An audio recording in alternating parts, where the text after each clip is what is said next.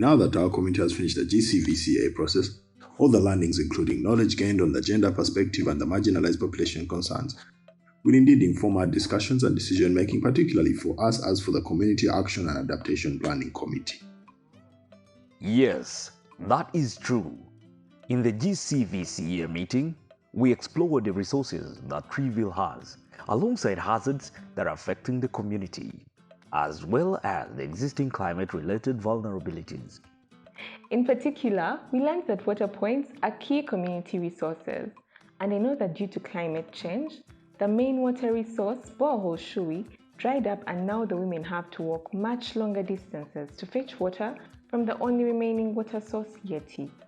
This has made the women and children more vulnerable and less productive because of the time spent trekking.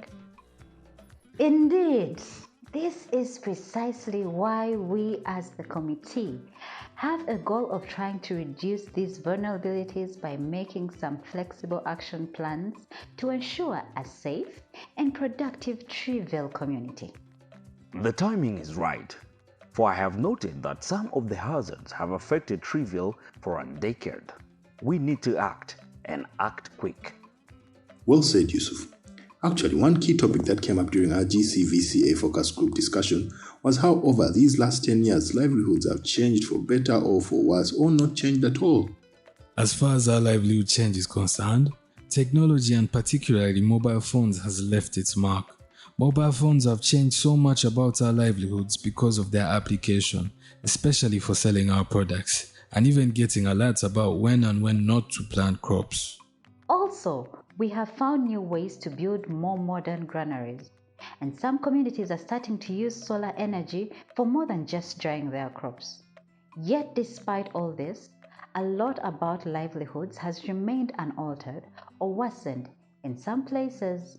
Yes, I recall when we looked at the 5 illustrations on how livelihoods have changed, and actually found that many had hardly changed at all.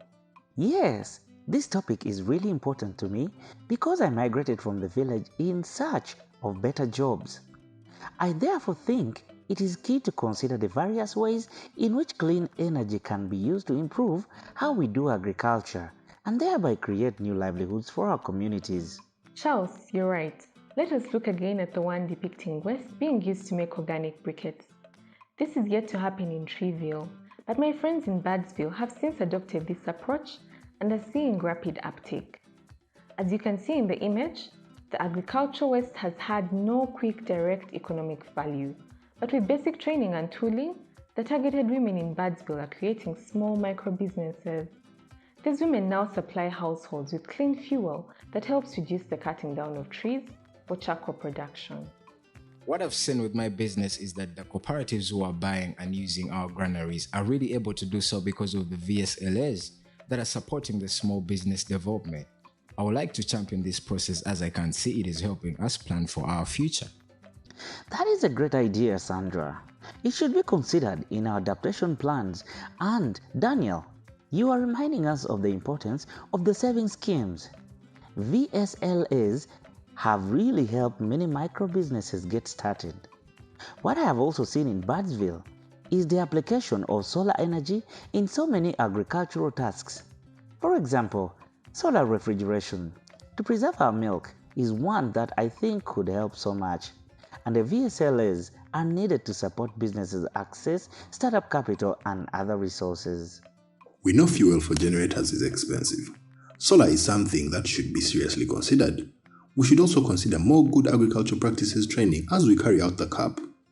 Oh, Charles, you might be right, but I know that as we look at what's possible with such innovations, we'll have to do a careful study. However, it is true that our families generally have to discard milk because we have too much and yet have no way to store it. Indeed, feasibility analysis is a key aspect of the process of making and carrying out adaptive plans at the community level. And alongside that is finding the resources that are needed to carry out the plans. As Treeville progresses further, these plans may be possible with the right partnerships. This discussion looking at the community's challenges and aspirations alongside livelihoods creates hope for people. And I believe that the partnerships that help Trivial develop new livelihood pathways will also help it address climate change vulnerabilities. Yes, we need to prioritize and know what is possible. There are so many things we need to address. For example, we know for farming that Trivial now has problems that their irrigation canals are still silted in. We need to also look at the needs of the IDPs that came out clearly in our GCVCA. Jonah, we are glad that you can be a part of this committee.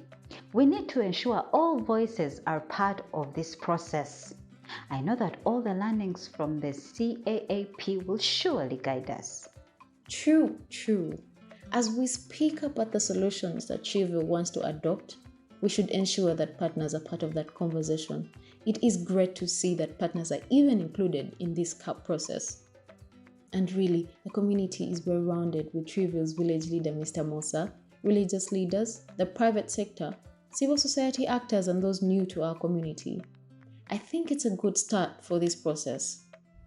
We seem to be heading in the right direction.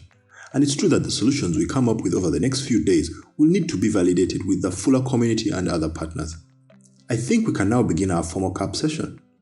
We are happy to have Yusuf here to help guide us as he has done this for our other neighboring communities. Let's begin.